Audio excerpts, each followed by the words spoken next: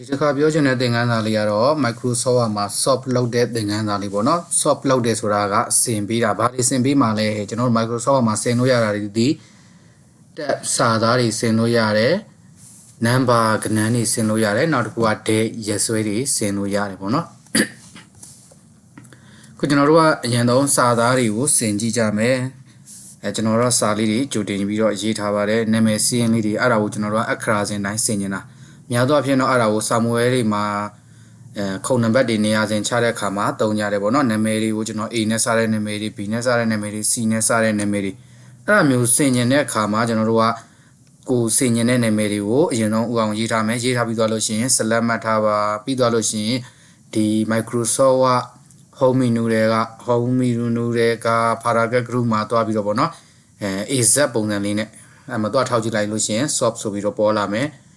အဲ့ဒီကိုတွားနေလိုက်မယ်ခုဟာစာရီဖြစ်တဲ့အတွက်သူကဒီမှာ tab လို့ဖော်ပြနေတယ်ပေါ့နော်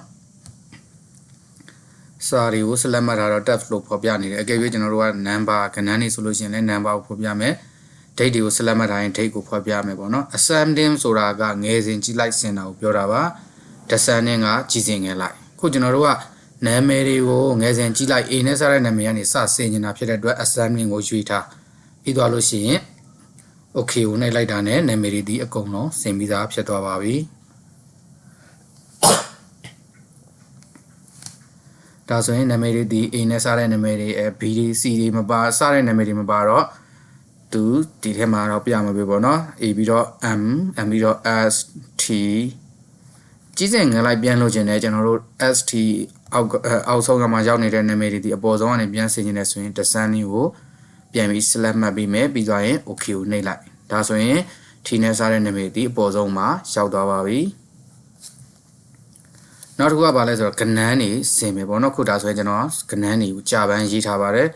အဲ့ဒါကိုငယ်စဉ်ကြည့်လိုက်ဆင်ញင်ပါတယ်ဆိုလို့ရှိရင် AZ ကိုပဲတစ်ချက်သွားနေ swap ကိုသွားနေလိုက်မယ်နှွားနေတဲ့ခါကျတော့ဒီမှာကျတော့ number ဒီခါကျတော့ကဏ္ဍနေဆိုတော့ number ကို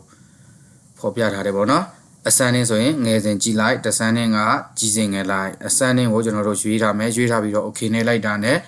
ကဏ္ဍနေသည်ငယ်စဉ်ကြည့်လိုက်ဖြစ်သွားပါပြီ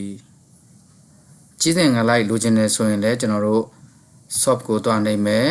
descending ကို select မှတ်ပါပြီးသွားရင် okay ကိုနှိပ်ပြီးဒါဆိုရင်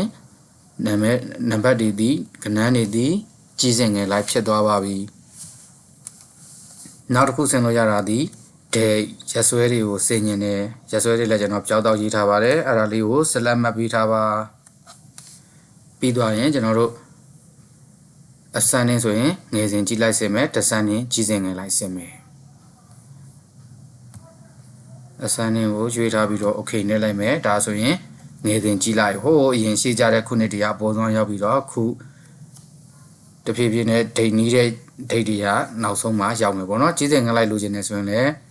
descending ascending ကနေပြန်ပြီးတော့ပြောင်းပြီးပါအားလုံးပဲ like လုပ်ကြည့်ကြပါ